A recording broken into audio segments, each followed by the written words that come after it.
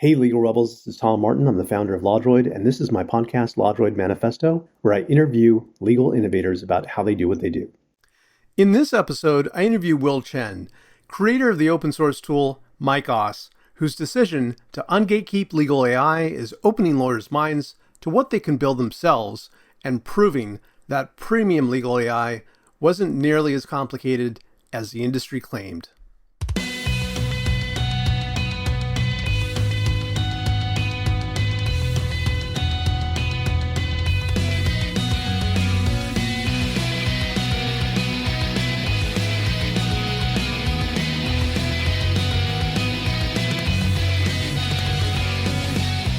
Welcome to the LawDroid Manifesto podcast. I'm Tom Martin, your host, and I'm really excited today to have Will Chen on.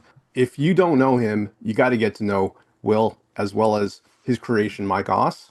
Kind of hit the world by storm about 2 months ago and basically really helped to open people's minds, especially in the legal industry, to open source and what we could do ourselves. And the fact that, a lot of the software that we use that's legal AI has been a bit gatekept. And so he opened our minds to the fact that we could do it. It's within our power. And for that reason, I'm really excited to have you on, Will. How are you doing today? I'm doing great. Thank you for having me. I'm super excited to speak with you. Yeah, and just so the audience knows, I'm in Vancouver. Will is actually in Singapore, so he's very, very generous with his time. It's like midnight over there. So thank you so much for staying up. Thank you for having me. So to give the audience a little bit of a preview about where we're going to go, as everybody knows, I love to get into people's background a little bit, and we'll do that today. The big headline is MikeOS, and you were working as an associate at Latham and Watkins, right? Yeah. And then, after working there and, of course, getting the benefit of that experience, I think you were over there for about 3 years, right? Yeah. So definitely had the experience on the ground of working as an associate, major law firm. I mean, we'll get into the step-by-step, but MikeOS, what got you there? What interested you to even try something like that? So let me just sort of tell the story of how it came about. Yeah. And to start, we have to start at around the end of 2024, which was when I left Big Law, when I left Latham. So me personally, I've always been someone who's really interested in tech. I've been coding since I was in university about 10 years ago. So I'm a hobbyist. I learned how to code myself. Always found it really interesting. I was always building little projects on the side. I saw the whole AI wave coming. And back when I was at Latham, I was doing a lot of stuff that was very manual. So a lot of just wrestling with Microsoft Office, Word formatting. I was staying up late nights just to format a massive document of 500 pages that, just had all the numberings go wrong, for example. A lot of my work just involved copying, pasting over red lines and track changes. And I think every sort of junior associate knows the pain of being a junior associate. There's just so much manual work involved. And a lot of times that sort of takes away from your experience of being a lawyer, because what you expect when you're in law school is that, okay, I'm going to learn all this complicated stuff. And as soon as I graduate, I'm going to go into a big law firm. I'm going to be this kick-ass lawyer. Right? I'm going to be giving great legal advice. I'm going to feel so, I don't know, at least in a way, you're going to think that what you're learning is going to come into play, right? But actually, when you go in, you realize, oh, wow, okay, so much of it, the nature of the work is very administrative. And I've heard people call it chore law, for example. And I think that's actually a pretty good description. I saw that the whole AI wave was sort of coming, right? And I've always been interested in code and entrepreneurship. So I thought, okay, maybe it's time for me to try something else. Perhaps I can give this a shot. So I also needed a bit of a break. So I left Big Law. I was traveling quite a lot. I was just working on little projects here and there. I wasn't quite, focusing on anything super serious. I actually left prior to my old firm getting Harvey. So I didn't really have hands-on experience with it. And back then, at the end of 2024, most firms didn't have the Gora either. But it was really throughout, end of 2025 where, Harvey and Gora was starting to get deployed at major firms. And that included a lot of the firms where my friends were in. And also, obviously, Latham got Harvey, and, I was hearing from old colleagues about Harvey. So, my sort of impression, right, I wasn't really paying that much attention to it at first. So my sort of impression was that, okay, these pieces of software must be really complicated, right? Because, you have ChatGPT, you have Claude, and these are sort of generalist AI software, right? These are just chatbots. So I mean, like these legal AI companies at a point, right? They were already valued in the billions, right? They're already unicorns. So I thought, okay, they must have something really impressive. But then at the same time, very interestingly, I was hearing from all my friends that they were pretty frustrated with Harvey and Agora. And one of my friends actually told me that she would have really preferred if the firm just gave her ChatGPT instead. And that really sort of like caught my attention, right? And at the same time, I also just had like a bunch of friends just complaining about, how their firms were banning them for using Claude and ChatGPT. And, like Harvey and Agora just didn't work that well for them. So finally, right, I decided, okay, maybe it's sort of like worth looking into. And I asked my friends to basically show me how Vinagora, and the moment that I actually saw it on their laptops, it was a real eye opener. It was sort of yeah, it was almost shocking that that's how I would describe the experience, because the first thought that came to my mind, right, was this is it. And the second thought that came to my mind, because at that point I was already playing around with codecs and Cloud Code pretty extensively, was okay, I can probably just vibe code this in 2 months. I'm talking about the general features, right? I'm not talking about, like obviously if you want to deploy in a big enterprise setting, you need a lot of like the additional stuff. But I'm talking about the core features, right? And what are the core features? The assistant, which is basically a chatbot that can review documents and give you grounded citations. But they can't actually do legal research with real legal sources. So when you click on deep research and Harvey and Agora, what you get is essentially a web search. With the Agora, you get a little bit more. So they had some like PDFs of legal sources, like legislation that they scrape the internet for. But there wasn't much there, right? And this was back in like April this year. I assume that Agora has bought a few like I know that they have bought a few like legal research startups, so maybe they have integrated something now. And then you have the workflows, right, which are basically, for anyone who's unfamiliar, just custom prompts. So what are prompts? So prompts are, when you talk with ChatGPT, whatever questions you ask, right, that's a prompt. So custom prompt just means a text file that is saved in the system and you click to attach it. So it's like an additional piece of instruction that's attached on top of whatever instruction you might give to the chatbot. So that's workflows. It's not massively complicated stuff. And then you have the Vault and Harvey, and Legora calls it something else, like library or something. And basically, it is just a place where you can upload documents like Google Drive, and you can do the same thing in ChatGPT and Claude. And finally, you have tabular review, which is a table where you can just run custom prompts on a few documents, right? So it's pretty useful for like reviewing, like doing a bulk review of multiple documents. But back in like around April, there was already this guy called Jamie So who already vibe coded tabular review in like a single afternoon, right? So I knew that this wasn't terribly complicated stuff. And so, I thought that, okay, there's this massive disparity between what these firms are marketing as this like super advanced software, because I believed it, frankly. I believe, okay, that there must be something there, right? And what is actually their actual features, right? Like there's just this massive disparity. So I thought, okay, I have time on my hands. I know how law works. I was in big law, and I also know how to code well enough with Cloud Code and Codex. So why not I do something? Perhaps it will help to open up the minds of everyone, and it will help to ungatekeep what's being gatekept right now. And there was kind of my plan going forward. At that point, I just wanted to start a conversation. I didn't really plan for anything too major to happen, so I actually planned a vacation like right after releasing it. So I released it on a Wednesday afternoon, and I had a trip planned. I bought a flight on Friday morning. And by the time I got off the flight 10 hours later, my phone just completely blew up. Right, so yeah, I already had thousands of likes on LinkedIn, millions of impressions. So for the audience, I just want to put it in Yeah. context too. I mean, Will mentioned some of that, but first of all, like he made it available on GitHub. Like if you're not familiar with GitHub, it's basically like a place where you could find code online and people are sharing it to share the wealth, but also like get back feedback and you can improve, what you're working on. And as of right now, over 3,700, stars. And a star is when you're like, hey, this is really interesting. I want to check it out and come back. But over, 1,200 forks. And so a fork, for those that might not be familiar, is like when you actually take the code and you copy it over so that you could work on it. And that doesn't even count everyone who's just downloaded it or, you know, is uh Yeah. is uploading it to their own project and not forking it. So like basically an amazing amount of interest. Several, articles came out about it. Will has been doing the podcast circuit talking about this, and it's just the part that I want to tease out a little bit more, though, is a lot of people would not take that step of, hey, I'm going to take this on and make this thing myself.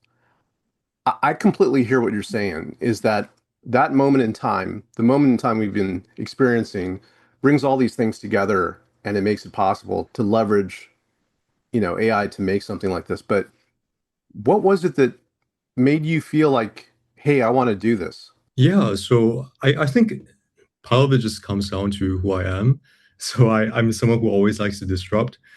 I didn't like what was being done sort of in legal AI. So I think, they were gatekeeping something that wasn't really worth gatekeeping. And like I want to clarify that I don't have this like general thing against rappers, right? I think some people think that okay, I think that all rappers around AI are completely worthless. I do not make this sort of general criticism, right? I make my criticism towards Harvey and Agora is that they're essentially sort of reskins of ChatGPT and Claude. So they do substantially the same thing, right, as Claude and ChatGPT. So like 80-90% of what you can do in Harvey and Agora, you can do in ChatGPT and Claude. So that is sort of why I think it shouldn't be gate capped. So there was that motivation of just democratizing access because they were trying to sell this piece of software that I think was a bit oversold, right? It's a bit overhyped, and they were selling it only to very elite firms, and they were trying to brand it in a way that is so premium, right? And these firms themselves, they were also sort of like using this as a way to sell to their clients because these firms they can't just say we are using ChatGPT and Claude, right? Okay, at least back then, right? But now Claude is viewed as, sort of like a very superior enterprise brand. Or one could argue that, but I guess back then, sort of the industry consensus is that you have to have some sort of vertical specialized AI. And that playing to the branding that firms were selling to the clients, right? So I wanted to sort of show that the emperor has no clothes, right?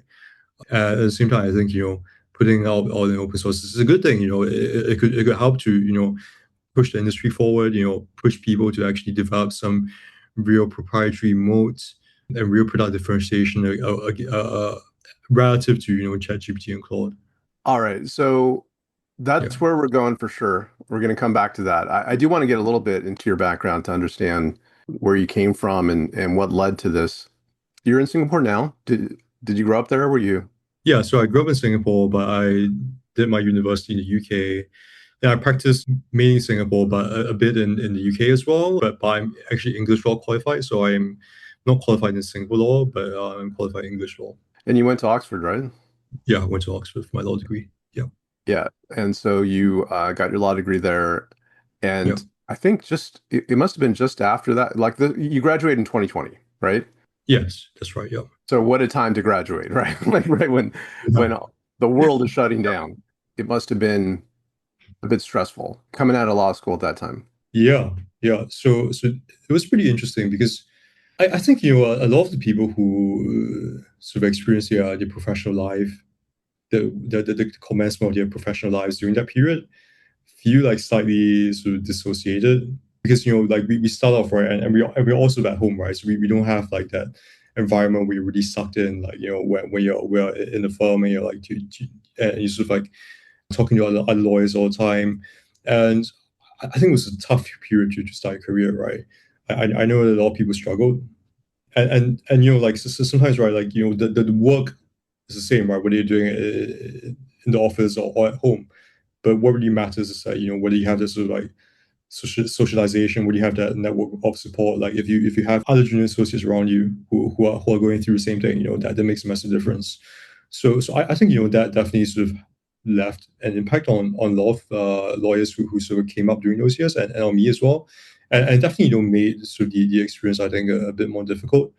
And there's also that that transition, right, where I talked about when you go to law school you learn all this theory and you expect to be able to apply it, but then you go to actual big law and it's not that much.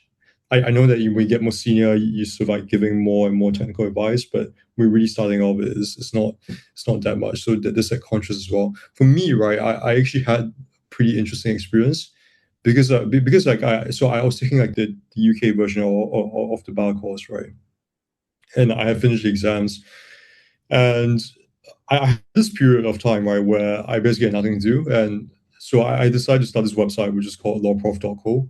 And it's a very simple website, right? All I did was I just uploaded my notes from law school on there, and it actually went viral within the UK at the point.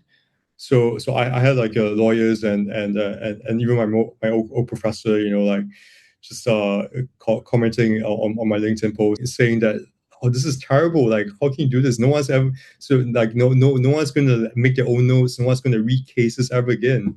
So, but at the point of time, right, when I was getting like so much pushback, right, it really made me feel like, okay, maybe I should just take this website down, right, because I felt almost so guilty about it.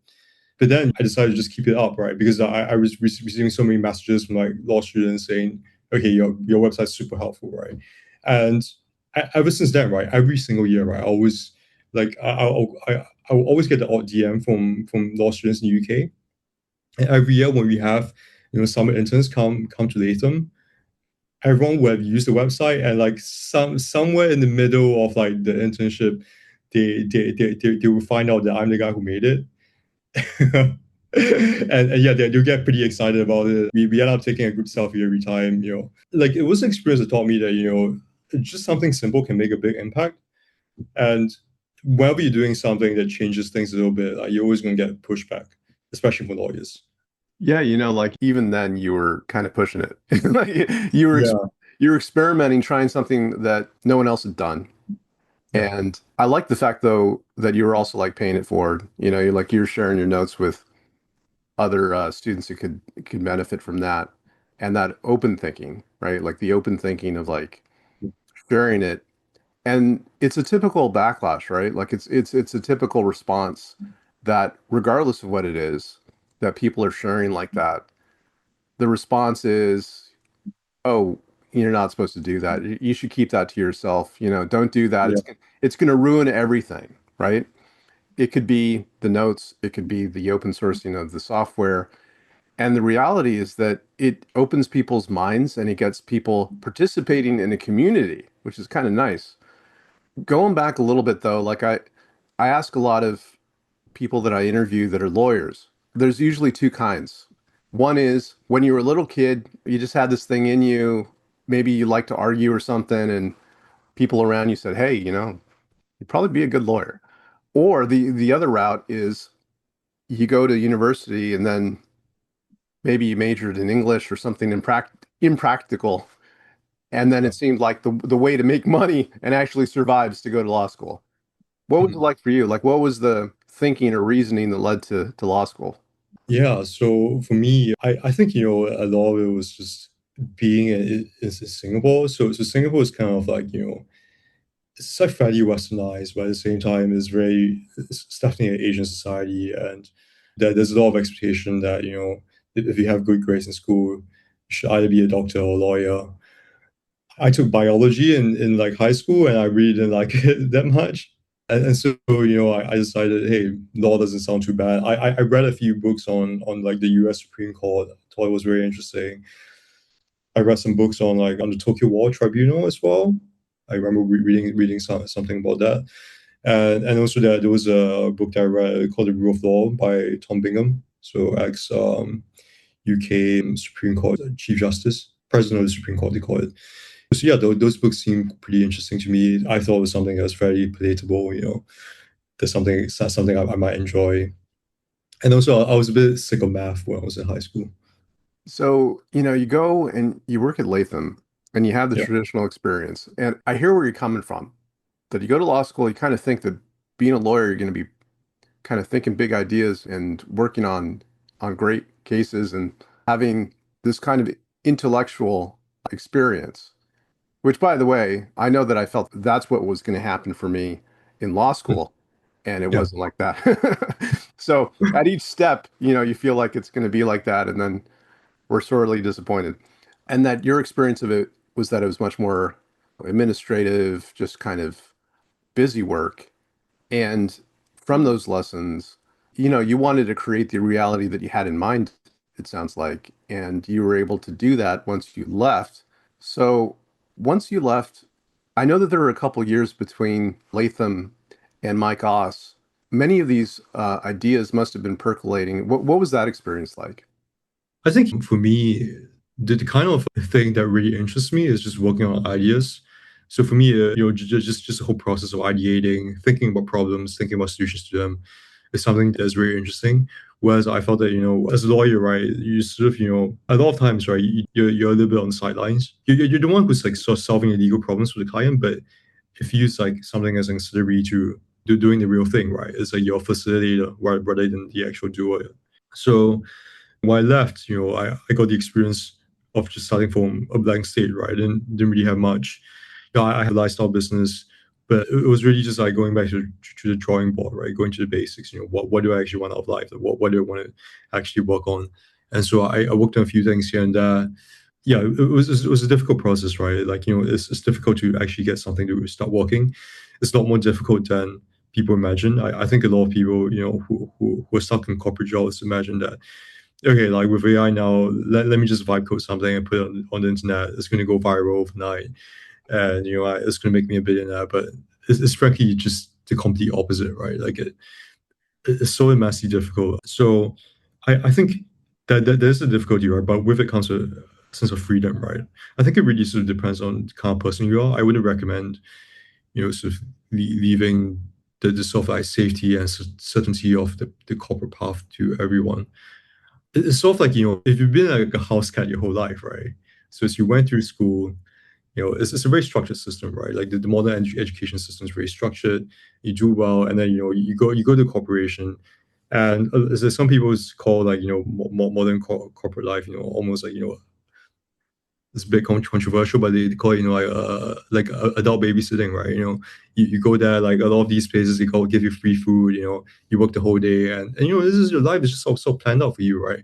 But then, like, when we leave, right, it's like when we leave the safety of your owner's house, right? You're suddenly a wildcat. You have to figure out like where to get food and all that. It's a very disorienting experience, but with it comes a sense of freedom. You just get to decide what you want to do every day. The house cat becomes lion. Well, not every house cat becomes lion, but Yeah. some become lions. Some I guess just starve to death. Some just get by. Yeah. Well, let's get back to Mike Oss. Like you mentioned some, like the feature set and it being a response somewhat to gate what you felt was gatekeeping, which it is in a sense, as well as allowing people to experiment with it and come up with their own take on it. What are some of the responses that you've gotten to that? Have they been mostly positive? I know that some people, I share the same experience, by the way. Like I've been at this for Yeah, 10 years, and there's always a lot of naysayers. There's people yeah, that love to pop up and say, like, well, this isn't perfect. Basically, that's all they say. Like all of their responses, it's not perfect, and they list why it's not. But if you can share some of the feedback that you've gotten about Mike Austin, what do you think about it? yeah. So it's very interesting, right? Because, okay, so I would say the feedback first and foremost is overwhelmingly positive. So both on X and LinkedIn, which were the two main platforms where I posted, feedback is overwhelmingly positive, like 3,000 plus likes on each, millions of impressions on each. And yeah, like people really love it. I think a big reason why people love it is that firstly, it's open source, and secondly, that there was something to back it up, right? Because what happened immediately was that people just like downloaded it, actually forked it, and tons of people used the live hosted site as well. So people actually tested it, and they found out that it actually works, and it actually works really well in a lot of cases. So you can, like, all these posts are public. You can look them up. So a lot of it was like, quote, like, some comments I remember, it works surprisingly well. But people don't expect like something vibe coded like by this like former associate to actually work, right? But what sort of like shocked a lot of people is that, okay, wow, like they looked at the demo, it seems to work exactly like how the Agora, and then when you test it, it actually works, right? Hmm. So therefore, it got a lot of positive feedback, and I think there was a lot of excitement and shock as well that these software that cost like firms millions of dollars per year, right? It's not open source.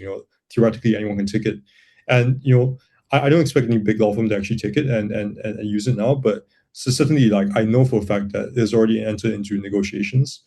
People talk about it, maybe just as a way to throw the Harvey Nagora like engagement associates or whatever off balance a little bit. Give them a tough question to answer. Yeah, but that obviously, with anything as new, right, there's always backlash, right? So it's pretty interesting what the backlash is. So if you go on LinkedIn, right, like a lot of the backlash was like, people being completely shocked that you can actually vibe code this in 2 weeks. And also people just saying that, this being vibe coded is just completely unsafe, right? Like, and on X, the feedback is like the sort of like the negative feedback or like the criticism wasn't so much that it was vibe coded because there's more widespread acceptance of vibe coding among tech people, who mainly sort of go on X. Like every single major tech company is vibe coding right now. They have token budgets in like hundreds of millions, if not the billions, right? So vibe coding is widely accepted among tech folks. The sort of shock and backlash on X was people saying that I was like basically like lying about having Agora, that they couldn't believe that these were actually having Agora's features. And so there's like a massive fight in the comments, and tons of like the few lawyers who are actually on X come out and say, yeah, this is actually having Agora. And the tech people are like, whoa, what the hell? Like, so this is like so a very interesting contrast, right? So you have lawyers who are not quite sure how far vibe coding has progressed to the point where basically like almost every engineer now just uses AI to write the majority of the code, and that goes from junior engineers to senior engineers, staff engineers at major tech companies, right? And so the lawyers were just completely unaware of that, and they just assume vibe code means stop and it means unusable software that's completely unsafe. And then on the tech side, a lot of tech folks being deeply technical, they cannot believe that a software that's that simple is being sort of like sold to that many lawyers, and there's so many firms who buying this. Yeah, 100%. Like even a year ago, vibe coding was a bad word, right? Like Yeah, people hear that, and some of you maybe now think that that's means it's less than, but as Will just pointed out, 75% plus some night, like 90% plus of their code is being created using AI. So, yeah, and that means vibe coding. That means that they're putting in natural language what they want it to do. Then the AI creates the code to do that thing. That is vibe coding.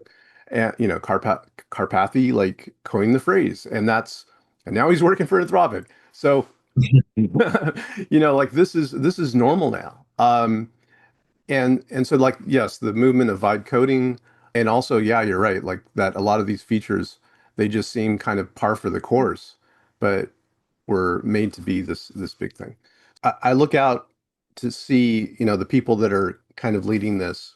You come to mind, Jamie So, Zach Shapiro, also in Louisiana here, Amanda Brown has been doing a lot of creating her own applications and technology, and just trying to open people's minds to it.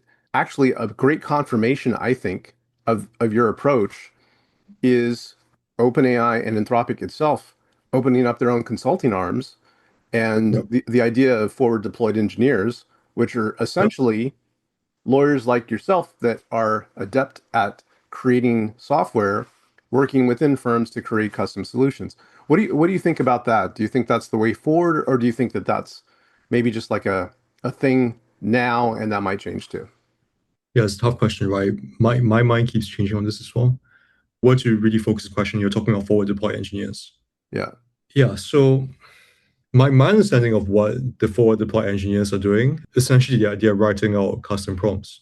So that's the state of forward deployed engineers, right? I might be wrong on this, but so I've spoken to some of these sort of legal engineers, and my understanding is that Harvey Lagora, Anthropic, these sort of places, right? What they go and do is that essentially they go and talk to lawyers, like, okay, what are the steps for doing this particular piece of legal work, like for example reviewing NDA, like what are the things you look out for, and then they just write it into a prompt, and then that's pretty much it. And it has been massively oversold, right?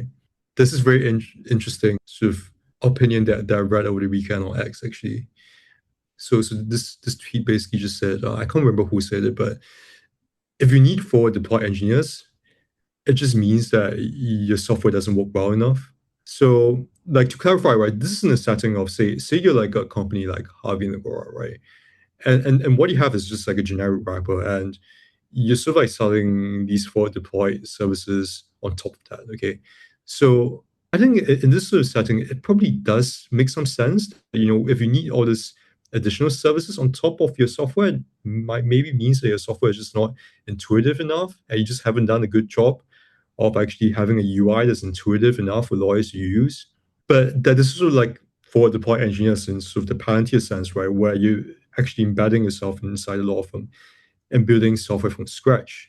And I think that's very powerful, right? So you're not just selling sort of an add-on service that's trying to, maybe try to recoup some of the losses you're making on token costs, right?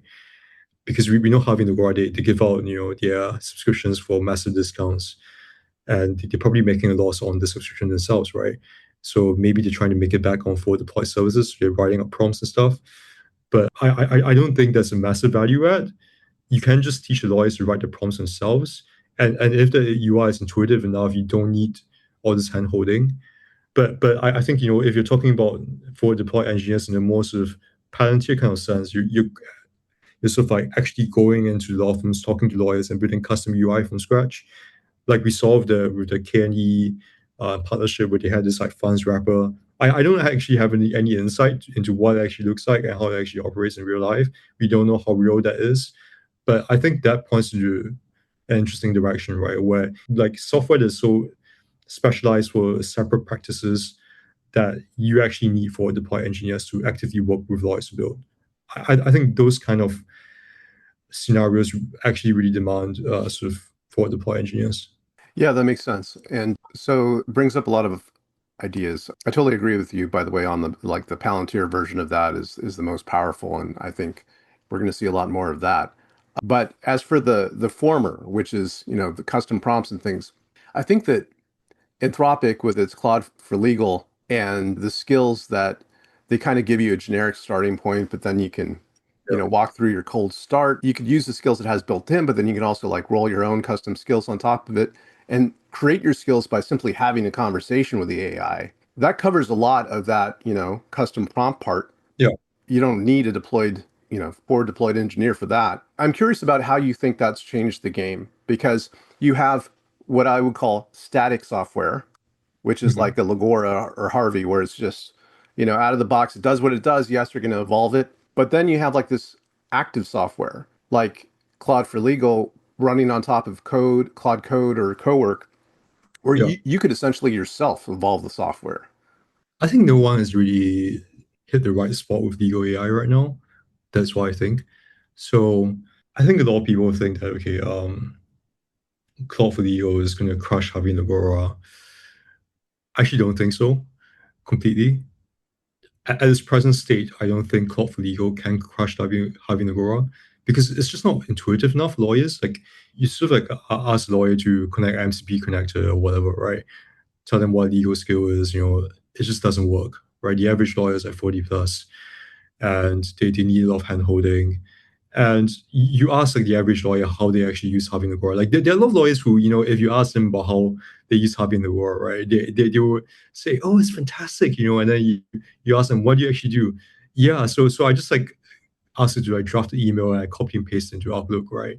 Or I just upload like whatever document and just ask it like, hey, are there any typos? Can I proofread this? Help me draft a call clause and like stuff like this. Yeah, like lawyers are just not very tech savvy people. And what you see very interestingly is like if you are like me and you're like quite often on X, you see like a very interesting group of young lawyers. I guess like Zach Shapiro is one. They're quite they quite a few on X who just like like from very pedigree backgrounds. They went to Ivy League. But instead of saying big law, they might have done like a year or two. They decide to just like jump ship, study on practice, and then just use co-work, and they're crushing it. Well, like, and according to them, they're crushing it. But I'm sure that they're getting tons of productivity. Like Claude is great, and it can do just so many things that you can't do with Harvey and Agora, right? But it's only available to them because they're young and they're tech savvy, right? Whereas the older lawyers are probably just like more comfortable with like something that doesn't really work as well, but it just seems like safer because there's all that marketing around like the security theater, like by Harvey and Agora, and they have all these like forward deployed engineers that will go in and teach you how to write custom prompts and stuff like that. So yeah, I think to sum things up, right, Claude for Legal, I think it's very interesting, but right now it seems more like a DIY sort of option. It's almost like you have like IKEA furniture, right? You have to assemble yourself. You have to install legal skills. You have to connect the MCP connectors, and it's massively complicated, right? But if you're smart and you know how to use it, I think you're definitely getting a leg up. Yeah. Yeah, I totally agree that I think to the average lawyer who's going to the office, they just want to plug into some software that will just work out of the box. They don't have to think Yeah, much about how to use it or what functions to call. And there is definitely a lift required with Claude Cowork or skill or code that you have to teach it stuff. And it's like just do this thing, just get it done. They don't want to fully explain how to get it done. They just want it done. So that's yeah. to the software. And as you mentioned, right, so I just want to add on, I think, definitely Anthropic, they're very aware of this, and which is why they had the partnership with Freshviews, right? And so I assume that what you're doing is that you're going to the firms and you're setting up all these like MCP connectors to their Westlaw, to their iManage, whatever with them, right? So then you have a version of, Cloud for Legal that just works out of the box from the perspective of the lawyers and the firms.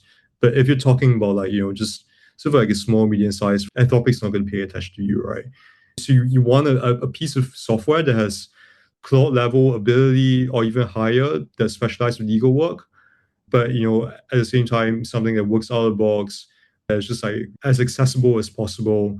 Perhaps just like something that older lawyers feel a bit more comfortable with, like maybe like Harvey and Agora. I think that's where the sweet spot is, right? Like someone has to do something in the area. One thing I'd like to get your insight on, Kirkland, right? The Mhm. $500 million, like, of course, we all know that as a percentage of the gross revenue, that doesn't match business generally about investing in our research and development. It's actually a quite safe bet for them. But at the same Yeah, time, just like the general idea of law firms, spending that much, like if they're going to invest it on creating their own model, like that probably doesn't make any sense. But they're not stuck with that. There's many different things that they could do. What do you think about that general trend? Like, do you think it's going to create a trend that law firms are going to start investing in R&D? my sort of view right now is going forward, it's going to be a huge amount of change, right? So I think Harvey and Agora will be in massive trouble. I think they're already in a lot of trouble, right? And you can see it from some of the some of the ways in which they're acting. For example, you can see Agora massively, trying to finally make an attempt at differentiating itself by like acquiring 5 stars in the span of a month. And you have Harvey that is just really trying to market itself very, very hard, So I don't claim that it was a direct response to Micro OSS, but they recently open sourced their legal benchmark, for example, and they're doing tons of marketing. Like they're saying that they have 500 legal agents, something which really just means 500 custom prompts, and they had a thing where they partner with LexisNexis as well. So they're doing a lot of all these things, right? Oh, and also Legora with Waters Kluwer recently. So they are doing all these things, right? Like really to try to build in some sort of like product differentiation finally.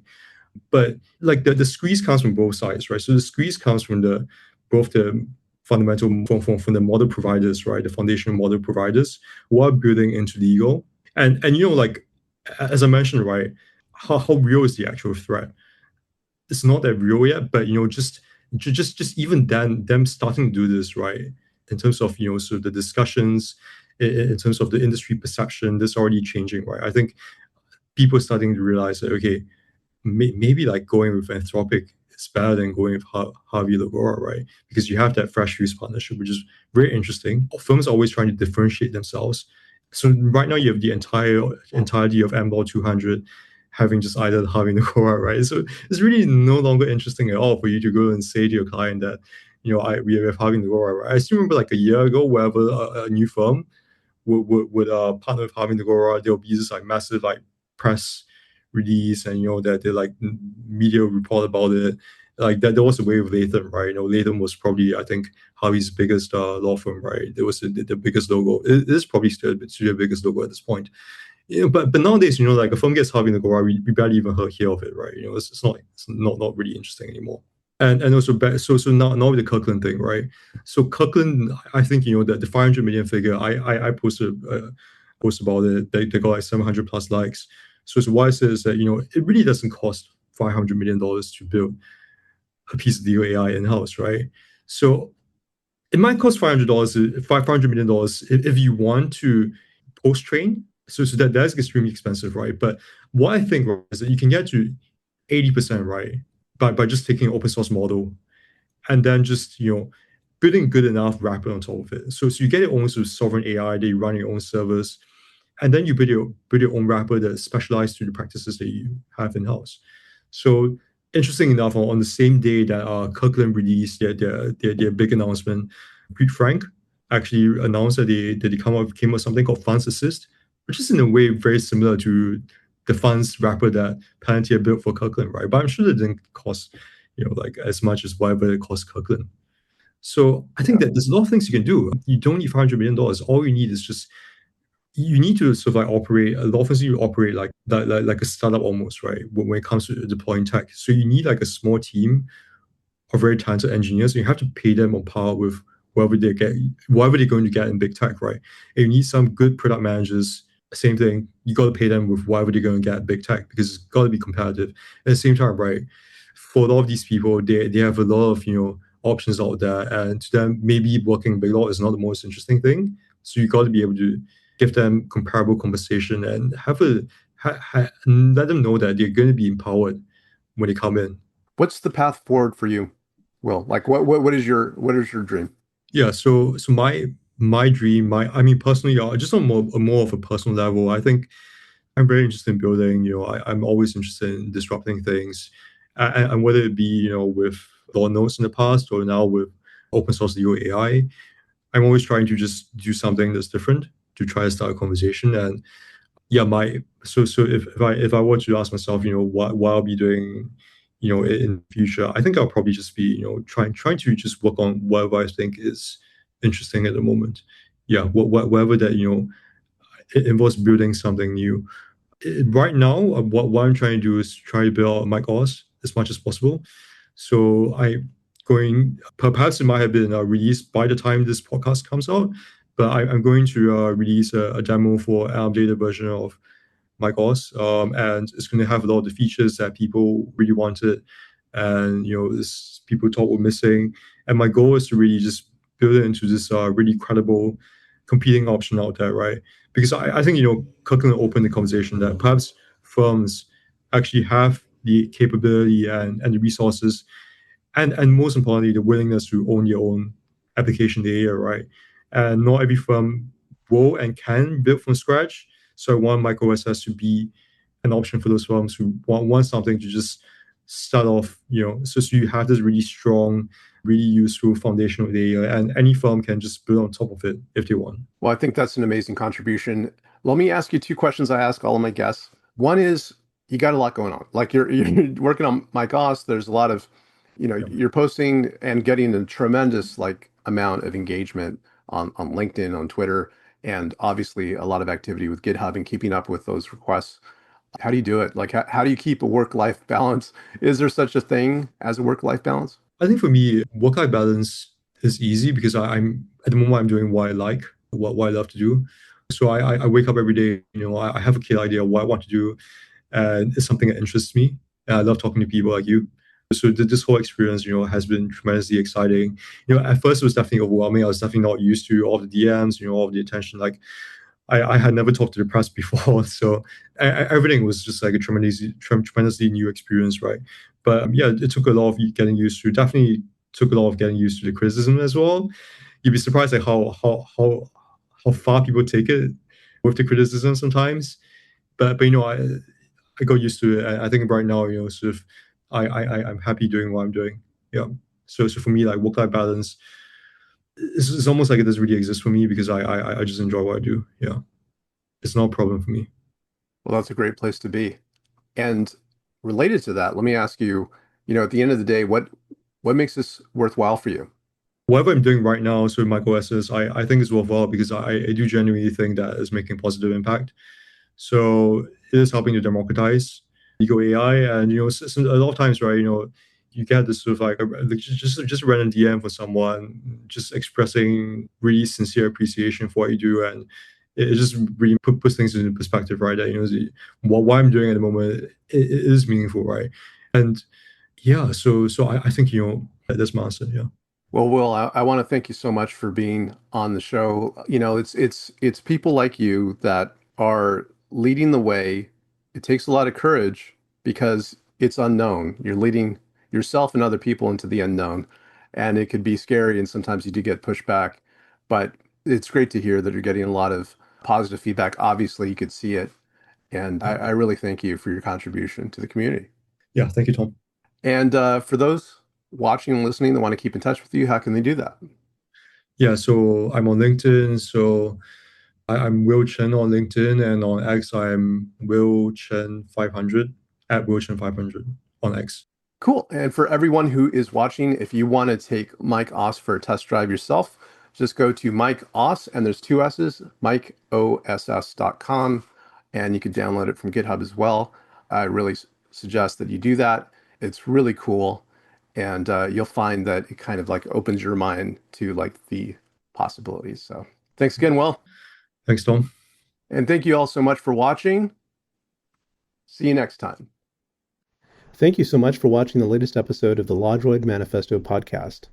To keep in the loop about upcoming episodes, please subscribe to LawDroid Manifesto and you'll get notified. Thanks for watching. See you next time.